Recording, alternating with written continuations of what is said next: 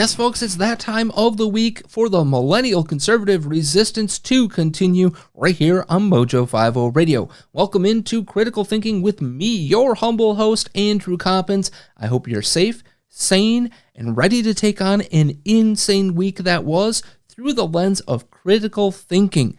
Apparently, judging by what happened this week, we need critical thinking now more than ever.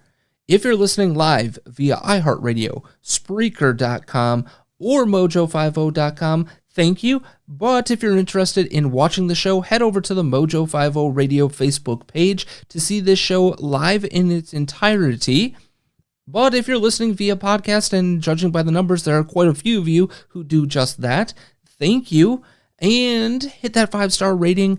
Give us a review. Those things actually help drive more listeners. If you're listening via podcast, you can do all of those things, but you can also head over to the YouTube page, hit the subscribe button and the bell. You get notified when new videos like my Food for Thought segments, like this very show, gets uploaded after its live air on Mojo50.com and the Mojo50 Radio Facebook page. Obviously, folks, COVID-19 is all anybody wants to talk about, and rightfully so. I mean, we just saw what? 3.3 million people losing their jobs and just over 1,200, close to 1,300 deaths due to COVID-19. Yeah, it's having a devastating effect across the board on society, so how can it not be the story of all stories right now? But I am not going to be doing what everybody else is doing this week on right-wing media, on libertarian media. I'm not going to be talking a ton about the public policy prescriptions and what's going down in Washington, D.C., because most of it has already been said. And secondly, this is something that I have been talking about here on this show for multiple weeks now. Also, over at my YouTube page, youtube.com/Andrew Coppins. Real simple, youtube.com/Andrew Coppins, so you can see all of those shows, okay? We're not going to be talking about the public policy response. It's just something that by now I think you should get if you've been listening to this show. We're doing it all sorts of wrong. We don't need to continue to harp on it here. But I would hope that you've also gotten a glimpse of why we should be skeptical of all of these experts, all of the numbers that are coming out. And we're going to talk a little bit about one of those experts that gaslit us all late this week. So if I'm not going to be talking about public policy, what else is on the show? Well, Joe Biden is coming out of hiding, and apparently that was a really bad idea. We'll talk about that, and you'll see why. We all need a bit of humor amongst all this insanity, and I've got a COVID-19 inspired video package for you. Hopefully you guys will enjoy that. And in the second half of the show, we're actually going to talk a little more public policy, because we've got to go local. In our monthly visit with Illinois policy, Adam Schuster joins us to talk about the public policy response and the things that are happening here in the land of Lincoln, or more importantly, what's not happening. We're going to break down the effects of the virtual shutdown of the state and the policy prescriptions that could actually help this state and others like us get through these tough times. And I think, everything has become so granular, so localized in all of the responses or lack of response to COVID-19. And this is the thing, right? Like living in Chicago for me, this is everything. This is all of our lives at stake in terms of our financial health, in terms of our physical health, and all of the things that are coming along here. But if you get outside the bubble of Chicago and go downstate in Illinois, there are hardly any cases of COVID-19 out there. If you go to other states, there are very few cases. And it seems like the media is driving the panic all across this country more than the data. So, finally, if there's time, I will also explore the FDA and its laxing of regulations for this emergency, begging the question, why do we need them at all?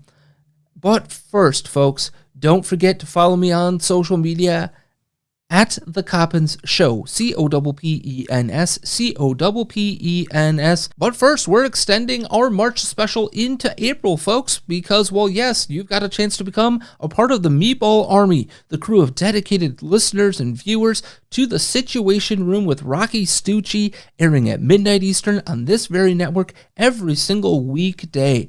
A simple $25 donation to the Mojo 50 radio cause gets you the official Meatball Army t-shirt, courtesy of our friends at Sovereign Rising Custom Apparel, which, if you're lucky enough to be watching instead of listening, you're seeing on your screen right now. How does one get those shirts? It's as simple as going to mojo50.com, hitting the donate button, or typing in mojo50.com/donate. If you love the shirt design, then don't forget to check out Sovereign Rising Custom Apparel on Facebook for all your custom printing needs.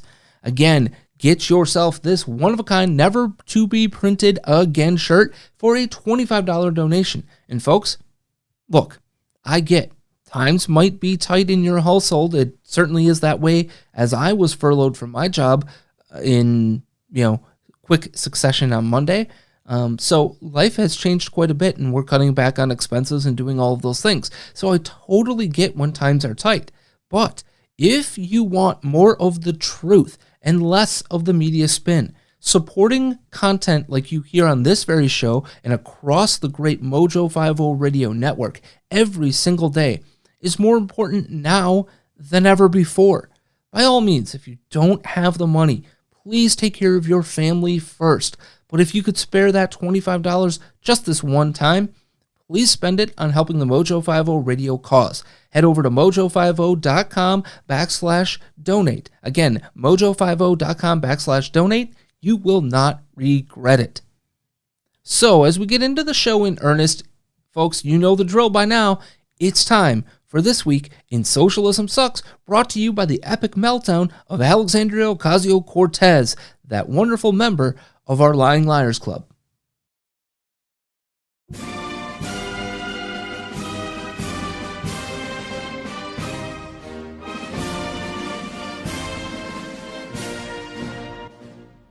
I represent one of the hardest hit communities in the hardest hit city in this country, Queens, New York. 13 dead in a night in Elmhurst Hospital alone. Our community's reality is this country's future if we don't do anything. Hospital workers do not have protective equipment. We don't have the necessary ventilators, but we have to go into this vote eyes wide open. What did the Senate majority fight for? One of the largest corporate bailouts with as few strings as possible in American history. Shameful. The greed of that fight is wrong for crumbs for our families. And the option that we have is to either let them suffer with nothing or to allow this greed and billions of dollars, which will be leveraged into trillions of dollars, to contribute to the largest income inequality gap in our future. There should be shame about what was fought for in this bill and the choices that we have to make. In these times, heroes will be made and not selected. We are in a global pandemic. Many Americans may perish unexpectedly and suddenly in unfair circumstances. These are not pleasant words to hear. Treatments and cures are needed. They will take time. Economic security must be guaranteed. The outbreak of COVID-19 has spread throughout our land. Listen to the scientists and the doctors who have spent a lifetime in this space. Listen to Dr. Fauci. This is not a moment to provide the false comforts of times past. We are so proud of Americans who are sacrificing so much right now. Our students gone from their beloved classrooms and classmates. We beam for our manufacturers who have no... I request 30 more seconds because I rise before you adorning these... The gentleman from Maryland is recognized. Not for personal attention. Not for personal attention, but to encourage you to take gentlemen, this I'm going to give you more time. Right to the families. The gentlelady will suspend. The gentleman from Maryland is recognized. The gentlelady is out of order. I yield the gentlelady 30 additional seconds. The gentlewoman is recognized for an additional 30 seconds. Cause of their servitude, sharing in the profession with those who have not come before you. Similar times of trying medical need, wars and flus past. You will see darkness, you will be pushed, and our society needs you to stand together at this time. Our country loves you. To our doctors and our nurses, I wear these laces. The gentlelady's time has expired. The gentleman from Maryland is reserved. The gentleman from Texas is recognized. The gentleman from Texas is now recognized. The gentlelady from Michigan is out of order.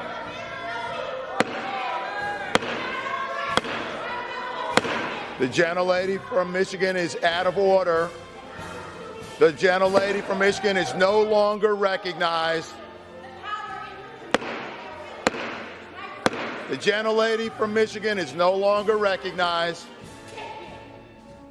The gentleman from Texas is recognized. Thank you, Madam. Mr. Speaker, I'm proud to restore bipartisan work and yield. The risk to New Yorkers for coronavirus is low, and that our preparedness as a city is very high. There is no reason not to take the subway, not to take the bus, not to go out to your favorite restaurant, and certainly not to miss the parade next Sunday. I'm going to be there.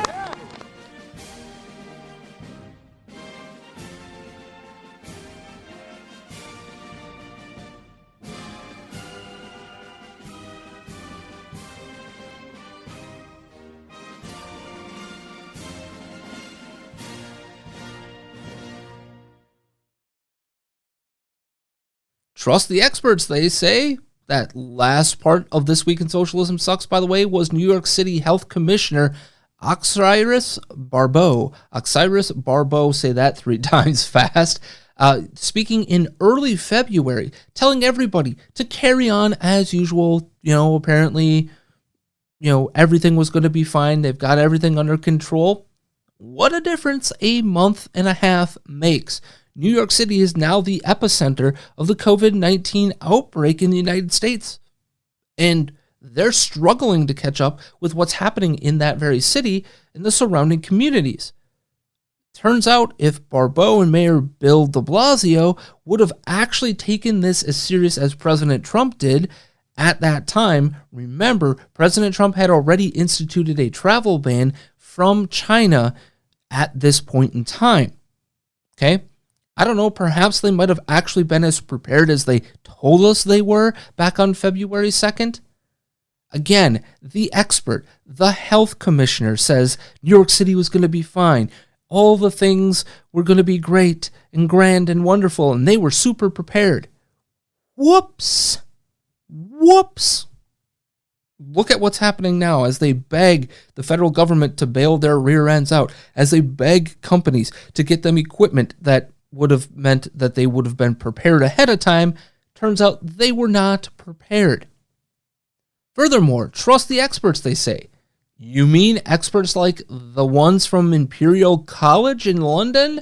The ones who sparked all of this panic in the first place? The same expert, by the way, who wrote the paper and then went all sorts of, whoops, I was a bit off on my top-end estimates of millions of Americans and 500,000 Brits dying of this virus. Now, technically, he didn't back off his prediction models, as Reason.com points out, contrary to what sites like the Daily Wire, the Federalist, and other right-wing sites want us all to believe. But let's get real here. This is what Ferguson did actually say. He predicts that thanks to the mitigation efforts in the UK, that they're now likely to see 20,000 deaths, not 500,000, and this is going to peak in 2 to 3 weeks instead of 2 to 3 months. Now, Ferguson took to Twitter to explain away what he said, and this, folks, is gaslighting 101. This is what Neil Ferguson, had to say on Twitter.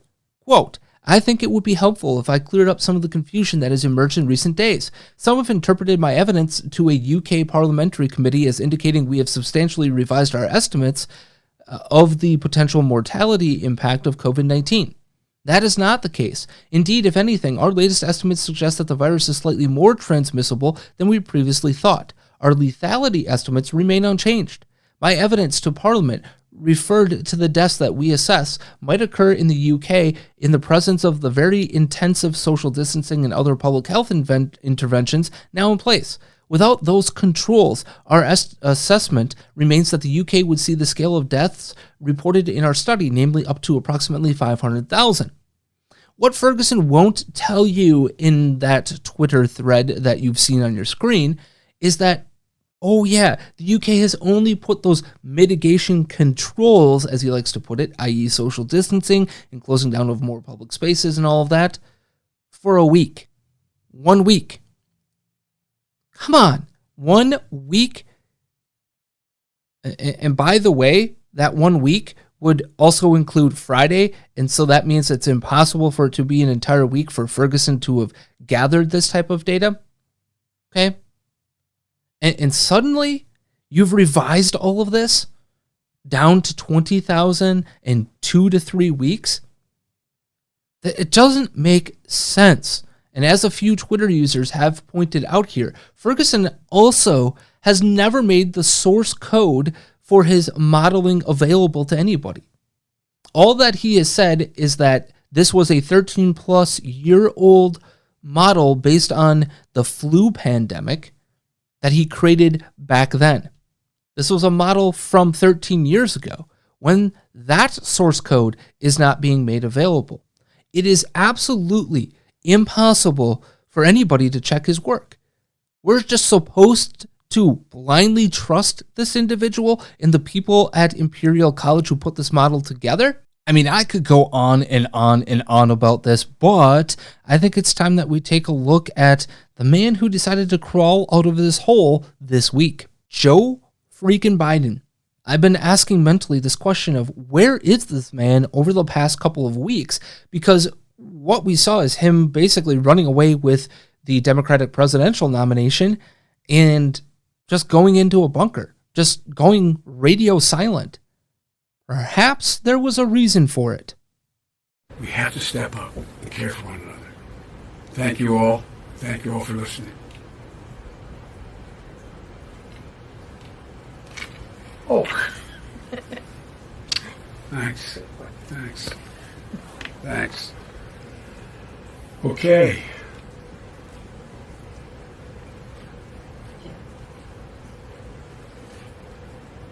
And for folks in the working class that are below 400, they will, in fact, increase their premiums.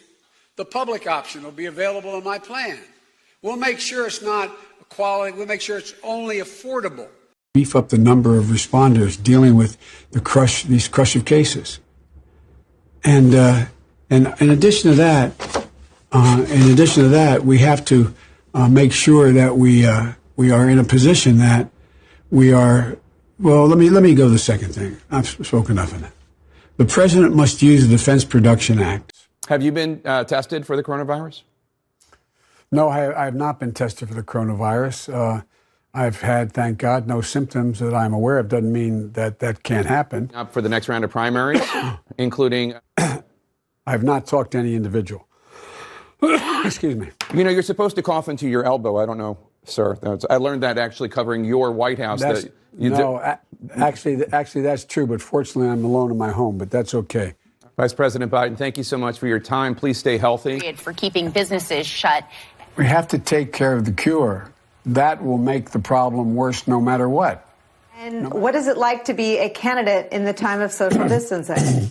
Well, I'm doing fine, thank you. And I think we've been public. But first, in this crisis, spoke earlier. He's talking. And I tell you what, I'm so darn proud. And those poor people who have lost, anyway, it's just my heart goes out to them. No. Listen, we have to make a choice about who leads this country. I just can't figure the guy. It's like watching a yo-yo. I shouldn't have said it that way. It's like watching. It feels that way. I want to ask you. It's okay. About the reporting in the New York Floyd to Home Alone with children. Why doesn't he just act like a president? That's a stupid way to say it. Donald Trump was asked on. Sorry. Go ahead. No, No, probably best I don't.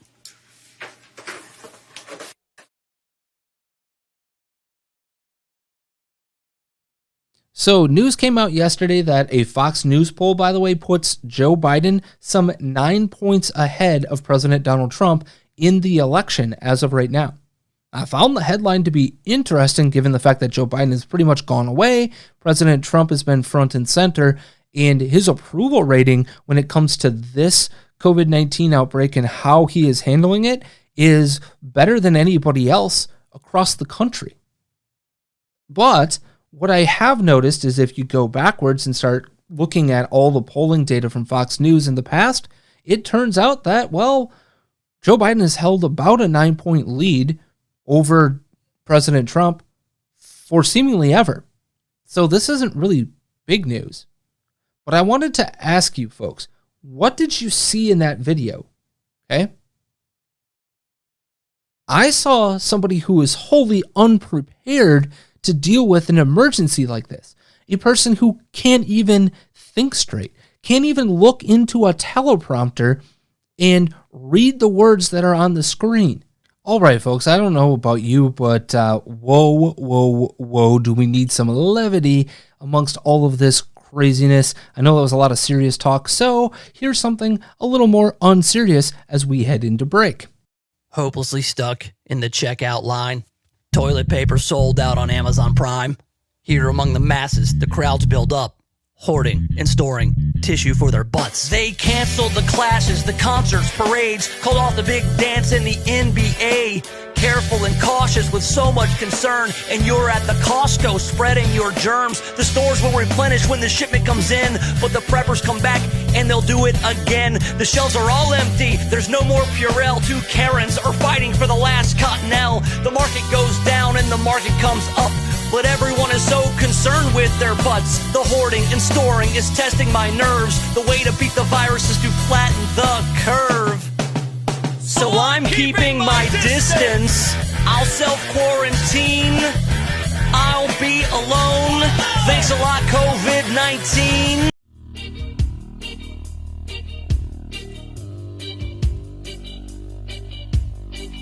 Day 7 is no fun when you self-quarantine. I'm out of toilet paper thanks to COVID-19. My fridge is so empty, no milk, no orange juice. I stopped by the office so I could drop a deuce. Don't stand so close to me. I'm social distancing. If you are contagious, you may not know just yet. I hear it's not so easy to go and get a test. A staycation in isolation, so bored it makes me cry. I finished all of YouTube. How great was Cobra Kai? Don't stand so close to me. I'm social distancing. There is a super bad, transmittable, contagious, awful virus, and if we don't act quick and social distance, it will mire us in a stretch of quarantine that lasts until July. A super bad, transmittable, contagious, awful virus, and if you got a better cough in your arm, and if you got a better cough in your arm. Now back in 1918, influenza had its run, but half their docs were busy overseas with World War I. Today we have mass media and scientists to say, if you don't want this virus, well then stay 6 feet away. And folks, on that note, it's time for us to hit a little bit of a break here on Mojo 50 Radio. We're going to talk with Adam Schuster, maybe a little bit more fun.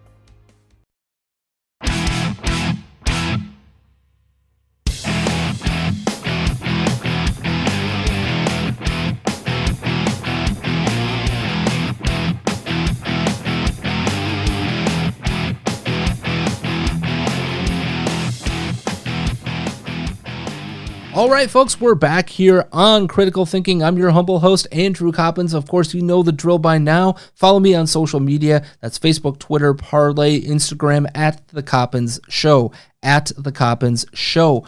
And folks, we've got a new sponsor, and it could not come any better in terms of the timing. That's our fine friends at My Patriot Supply.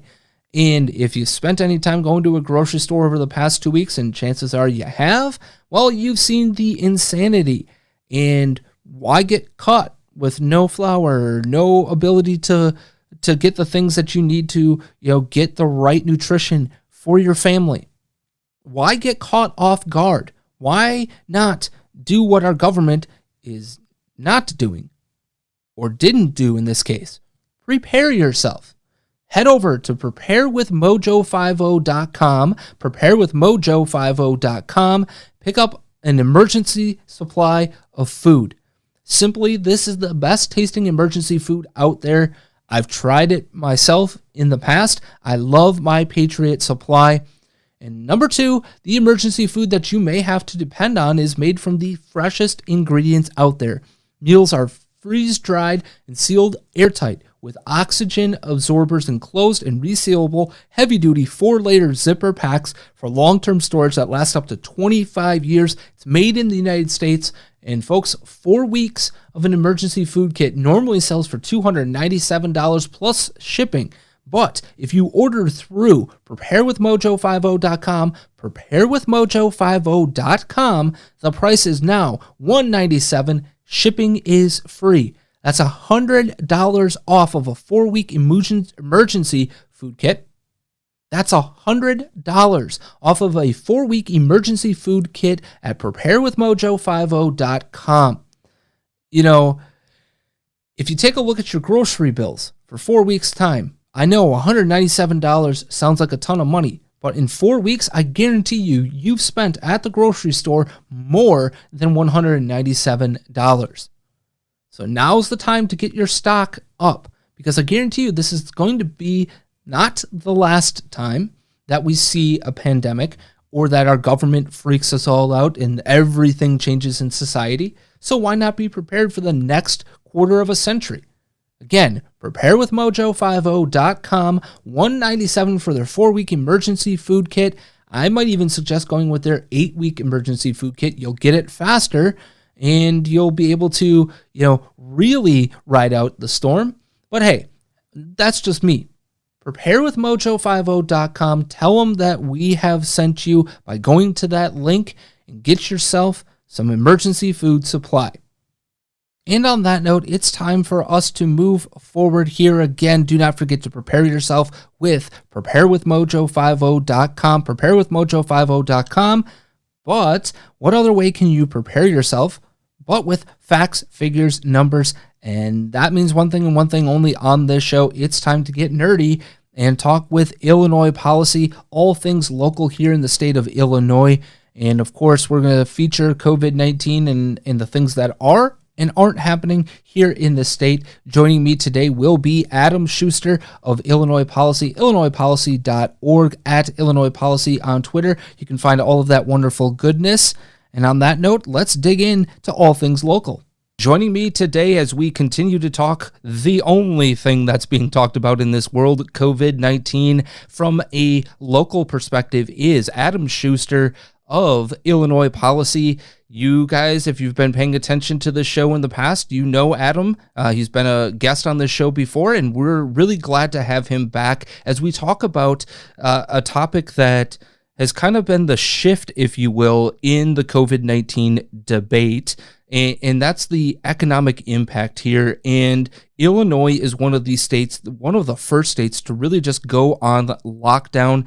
Adam, as we look at this, your initial landscape, if you will, the 360-degree look at what is going on in the state and the impact of this decision.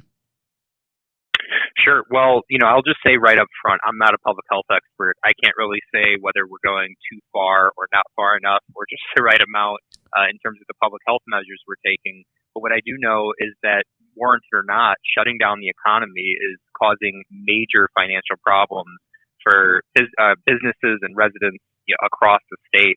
The first to close down were convention centers, entertainment, restaurants, and bars. And a lot of low-wage workers or people living paycheck to paycheck are now facing real income insecurity, the risk that they're going to be laid off, or even just temporarily told not to report to work and have to miss paychecks. And at the same time, businesses have seen their income streams completely dry up. So last week alone, we saw 64,000 new unemployment claims in Illinois, and some of those could be people who are temporarily out of work because you're still eligible for unemployment benefits, even if it's not a permanent layoff. Right. But we know that people are hurting right now, and what the government should be doing is trying to avoid the worst case scenarios, people missing rent checks and things like that by, delaying or canceling the collection of taxes, fines, and fees wherever possible, given, our horrible financial health as a state. Yeah, and I want to dive into that, but the thing that really stuck out to me is when Governor J.B. Pritzker went to us and said he was going to do this shutdown. He said the following: "I don't come to this decision easily. I fully recognize that in some cases I am choosing between saving people's lives and saving people's livelihoods. But ultimately, you can't have a livelihood if you don't have your life." Now, that's really hard to argue, right? But from a perspective of what this is going to do on a policy level, I think that's definitely a debate that's worth having. Is, are we doing the right thing by the most amount of people? And when you talk about these low-wage workers, here in the city of Chicago, the Hilton, the largest hotel in this city, closed. I mean, there's at least a dozen, if not more, hotels that are closing. The restaurants, the bars, the small business owner. So what I didn't hear from the governor was, if we're going to make this sacrifice, here's the plan to allow those people to get back on their feet as we reopen the economy. Because the reality for a lot of business owners, Adam, and I'm sure as you look at this, is they can't go beyond a month. They can't go beyond 45 days, if you will, without being able to continue their business. Some of these businesses will never come back. Yeah, and you're spot on. That's what we need to try to avoid, because there's a few ways of looking at the likely economic outcomes here. If you shut down the economy, for a few weeks or something like that, and we're able to get back to, I don't know exactly what the timeline on these shutdowns is going to be, but if we're able to get back and you're able to kind of, open up the economy again, and the government has given people some ability to bridge that gap where their income wasn't coming in. At the federal level, this is things like stimulus, but at the state level, we should be talking about, delaying tax payments, canceling unnecessary fee and fine collection, things like that. But you're right to point out that there's this huge trade-off between, the public health response and the economic response. And we should be realistic about this. I mean, depressions kill people too, right? And people not being able to afford the essential aspects of living, medicine, food, housing, these types of things have permanent impacts on people's lives. And, when the government's taking these drastic public health actions, again, whether they're warranted or not, we need to think about what that's doing to people, and there needs to be some offset on the other side. Because this is not like a normal recession or a normal economic contraction. There's not really any economic cause to this other than the government shutting everything down. So if they're going to do that, I think you're absolutely right that we need to be doing everything possible, everything in the state's power, as limited as those options may be, to make sure that businesses don't permanently close, that they don't have to resort to permanent layoffs, just letting go of their workforce. Because, like you said, those businesses might not be able to come back if we let them completely go away, and those jobs might not necessarily come back if we let them completely go away.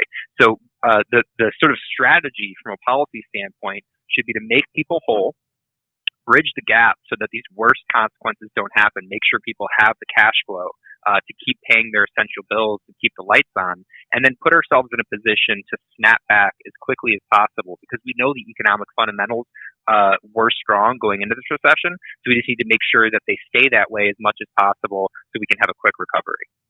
Yeah, and to your point, I mean, in my day job, we've had to furlough a ton of people, including myself, and I understand the choices that are having to be made here when you're a transactional business like a restaurant is, right? You don't make money if people can't show up. And so I understand the dynamics that are at play here from a business perspective.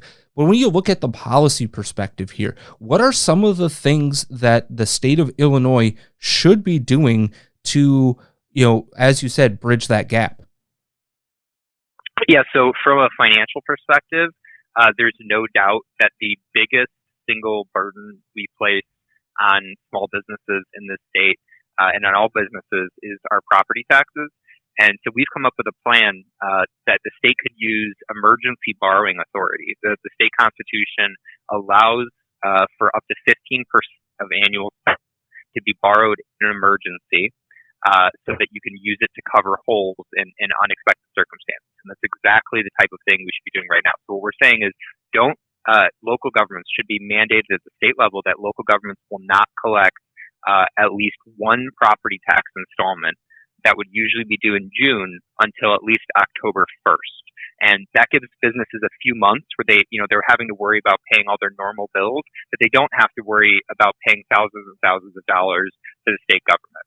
The bonds could be repaid within the year once those property taxes are collected later on down the line. But this is exactly kind of just the liquidity bridge or, the cash flow bridge that businesses need to be able to supplement what the federal government is doing to help them keep their workforces and to help them keep from permanently closing. Other things to help individuals, especially those that are facing reduced income or job loss right now.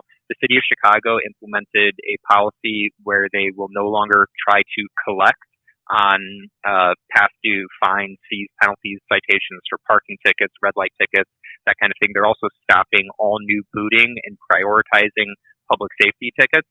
I would like to see something like that ordered statewide because, the last thing we need to be doing is issuing new tickets that are not necessary for public safety, trying to collect, trying to accrue penalties on fines and fees that are already, on the books. Because we already know that fines and fees in particular are a regressive source of revenue, and the majority of the revenue we raise from fines and fees comes from low-wage workers. So those are the exact same people that are facing income insecurity right now. And again, government is the cause of this. They're the ones shutting the economy down. They should not be collecting unnecessary penalties, fines, and fees from low-wage workers during this time. And then finally, the very last thing from a bridge the gap kind of perspective, the emergency response is that Illinois should match the federal government in delaying tax day and delaying the tax filing deadline. Not only will that give people with an income tax liability a little bit longer to pay their bill, but it would also prevent a lot of confusion because most taxpayers are used to filing their state and federal taxes at the same time and may not even be aware that while the federal government has moved its tax filing deadline, the state has not yet followed suit, and that could cause problems for people. Yeah, absolutely. I think when you take a look at this, any way to avoid unnecessary payments, payments that can be, restarted once the economy is restarted and once things are, humming along, hopefully again. You never know what's going to happen depending on the fluidity of this situation. And ultimately, one of the things that I think is the most interesting aspect of this is the state of Illinois as a fiscal government, if you will, was in really dire straits prior to this happening. So on the other side, people might say, well, we need that source of revenue. Otherwise, what's going to happen? So when you look at the state junk bond status, when you take a look at the pensions, when you take a look at all of those things, what are some things that we can do to make sure that the government doesn't just collapse itself? Yeah, that's a great point because Illinois was the least prepared state for a recession, and now it's likely here. If this doesn't end up turning out to be a technical recession, because a recession means it has to last 2 quarters or 6 months, it's certainly going to be a sharp, painful contraction for as long as it does last. And that's going to reduce government revenues. It's going to reduce tax revenues, and it's also going to drive up the costs of means-tested programs, because there will be more people eligible for poverty assistance programs and more people looking to apply for it if they're out of work. So that drives up the cost of Medicaid in particular. And when I looked at this, I saw this has the potential to blow a $6.3 billion hole in the Illinois budget, potentially more.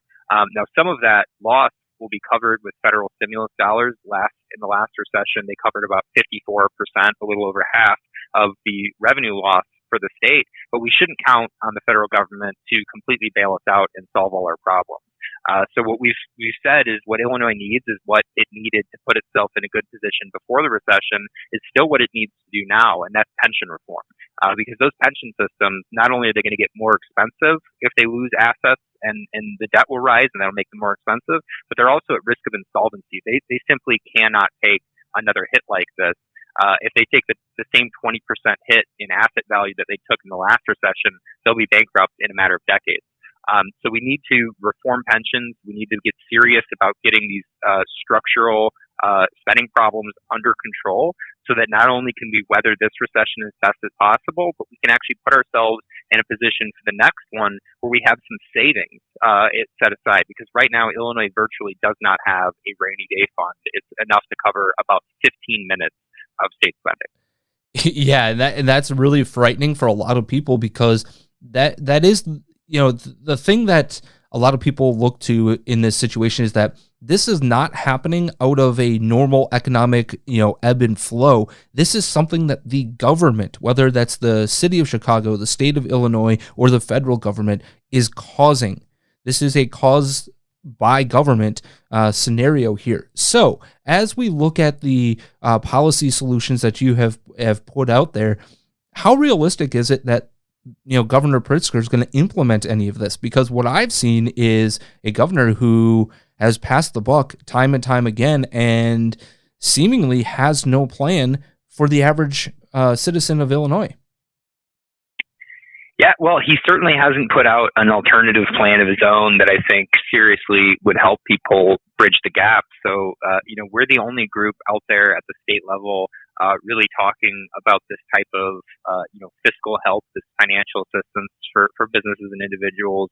The governor has applied for disaster relief loans from the Small Business Administration. But again, that's just going to the federal government and asking for money. And that cannot be our only strategy because, as in poor health as our state budget is and, Chicago's city finances and many other local governments around the state, there are opportunities, and we've identified those opportunities to help people. And like you said, this is government caused, government imposed. It is a government created economic shutdown. So the government, including the state government and local governments, need to be, helping people through the problem that they cause. Again, whether or not it's the warranted response from a public health perspective.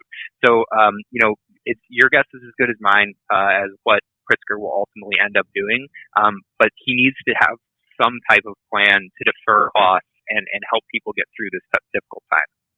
And Adam, isn't that ultimately the problem that we see here is that there's been a public health plan, but no policy plan to buttress that? Isn't that ultimately the worry? Shouldn't the citizens here in the state of Illinois, especially those citizens who don't live in the Chicago area and the surrounding suburbs and, the 4 or 5 county area here, where if you look at the map provided by the Chicago Tribune, most of the state is not actually affected by this outbreak in the death and the numbers of positive testing. We're asking people who have no public health effect in their area to make the sacrifice without any plan. It doesn't make sense to me. You're right. It doesn't make any sense. It's frankly, it's a half thought out idea. And when the government only thinks through things halfway to their conclusion, you get bad policy and you get bad results. And in this case, that means a public health response that is drastic, that is extreme, that is outside what we would ordinarily accept a government doing. And so if we're going to have drastic, outside of the ordinary, public health plans, we should also have a drastic and outside of the ordinary fiscal policy response to help people get through this. And I say that because, one of the few things that we can do to close the budget hole without making a potential recession worse is pension reform. And if we are, going to, because if you increase taxes during a recession, that takes money out of people's pockets, takes money out of businesses' pockets, and that makes the recession worse. But at the same time, if you cut spending on programs, on unemployment insurance, on things people actually want and need, the types of services we expect from our government during a recession, that also has the potential of deepening a contraction. Pension reform doesn't, because the money going out of the funds, out of the pension funds themselves, the checks, is independent of the money that the government pays annually into those funds. You could think of it like a savings account where some of the money is taken out. So it's the only way that they could really have a budget response that wouldn't deepen a recession. And Pritzker's been opposed to pension reform in the past. But if he's willing to, go outside of the norm for public health, if he's willing to be shutting down businesses, then he should also be willing to stand up to special interest groups, to stand up to, public sector unions who've been blocking reform, and say, this is good for you, and it's necessary for the state of Illinois, and, change his tune and finally push for pension reform. Yeah, and to our listeners here, I think that is the number one frustration that a lot of us have, and especially myself that I have, is that we as a society are being asked to sacrifice so much for this situation without any real leadership on the backside. The simple question is, what is the actual plan in place to help us? What is the policy prescription? What are those things? Nobody can really answer that. They just seem to be throwing money against the wall, and it seems like Pritzker is worse than most when it comes to just hoping and praying that the government will, the federal side is going to bail him out. But Adam, if you had to look at this maybe a year from now, when you look at the pension reform, if it doesn't happen, when you look at some of these things, where do you see the state of Illinois potentially being, given what we know currently to be both at the state and federal level? If Illinois doesn't get serious about pension reform, and if we don't take the right steps to allow our economy to quickly bounce back from this, we risk having another lost decade. In the decade after the last recession, many states were able to shore up their pension funds. They were able to do pension reform. Many of them were able to grow their economy sufficiently that they actually started cutting taxes, putting money back in people's pockets. They started building up rainy day savings. And over the last decade, Illinois missed out on a lot of the benefit of the last growth period that we saw. We did not build up a rainy day fund. We did not fix our pension system. And we were actually hiking taxes at the same time that our debt and deficit problems were growing worse. So if we want to make sure that we don't have another decade of decline where other states continue to pass us by, or we continue to lose population as people flee for greener pastures, then we need to get serious about thinking and acting differently. The same strategies that put us in this position are not going to get us out of it, obviously. And so the state of Illinois needs to fundamentally rethink the way it does budgeting. And I also think we need to have a serious conversation about what the government's responsibility is to businesses and individuals in these types of shutdowns. Maybe there needs to be some type of requirement that if the government is forcing you to shut down, they're going to do something on the other end to help you, whether that's temporarily covering lost business income, or at the very, very least, stop charging you thousands and thousands of dollars in property taxes at the same time that they're telling you that you're not allowed to take customers and therefore that you have no income. And real quickly before we go, one of the ideas that has been floated out there a lot is the government stopping the payroll tax. In the state of Illinois, is there really a payroll tax per se, or is the government really more funded by the property tax situation here? Because every state is different in how they deal with income tax and payroll taxes and all of those things. Sure. So in Illinois, we do have income tax withholding, which is taken out of your paycheck. But the payroll tax that people are talking about spending is a federal tax that's used to pay for Social Security, Medicare, Medicaid, like that. But income taxes, corporate income taxes, and sales taxes are the biggest sources of revenue for the state, and property taxes are the biggest source of revenue for local governments. So what we're actually saying, if the state is telling all local governments to stop property tax collection activity, but then reimbursing them for the lost revenue with this emergency borrowing authority. That way, we're still able to keep up the important services that local governments do during this time, while also not charging people, these enormous property tax bills when they have much more important things to worry about. Yeah, and that makes total sense to me here. But as we look at what's happening with people sheltering in place here in this state and other states throughout the country, Wisconsin just did it recently as well. What can people do to be active, to push for the things that you guys are saying would be the correct solutions or policy solutions to this problem? What can people do to be active and really get their voice heard by a governor who seems to not want to listen to anybody but the special interest? Well, the first thing you can do is, if you go to IllinoisPolicy.org, we have a Contact Your Lawmaker Take Action tool where you can generate an email very quickly to your lawmaker to call on them to take some of these steps to help people while they're shutting down the economy. And if we get lawmakers to pressure the governor, that's one way that we hope he can act. Another thing you can do is reach out to the governor's office directly. There's numbers available, online phone numbers. Call and ask, what's the plan? Why are we, like you said, having such a big public health response with no, economic fiscal policy response to help deal with the cost? And then the last thing I would say is, if you're not a member of the Lincoln Lobby, you can go to Facebook, search for the group The Lincoln Lobby. It's our private group of activists, and we'll tell you whenever there's some type of action going on in Springfield or in the governor's office where you can have a voice and you can have a say. And it's a really easy way to keep in touch with what the research we're doing is, what the news of the day is, the actions your government's taking, and how you can be involved in the fight to force them to take better action. Adam, thank you so much for joining us. Before we go here, how can people follow, your work and Illinois Policy's work? So you can follow me on Twitter. It's Adam_Schuster, SCHUSTER. You can also follow Illinois Policy at Illinois Policy on Twitter. And of course, you should bookmark our website, IllinoisPolicy.org, where all of my work and the work of my great colleagues is posted. All right, Adam, from a data nerd to another, thank you so much for joining us and really breaking down the economic response or lack thereof here in the state of Illinois. And hopefully we'll have you on soon. Thank you very much.